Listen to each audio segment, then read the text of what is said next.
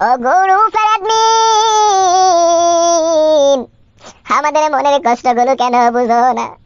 এই মনে অনেক কষ্ট, অনেক দুঃখ নিয়ে গ্রুপে ঘোরাঘুরি করে, তোদের মনে কি একটু মায়া হয় না রে? কলিজাটা হারি যায় রে অ্যাডমিন তোদের দুঃখে। এই গ্রুপে আসি অনেক কষ্ট করে, গ্রুপে এসে ঘোরাঘুরি করে একটা একটা জিএমের জন্য। আর কত সিঙ্গেল থাকবো রে অ্যাডমিন।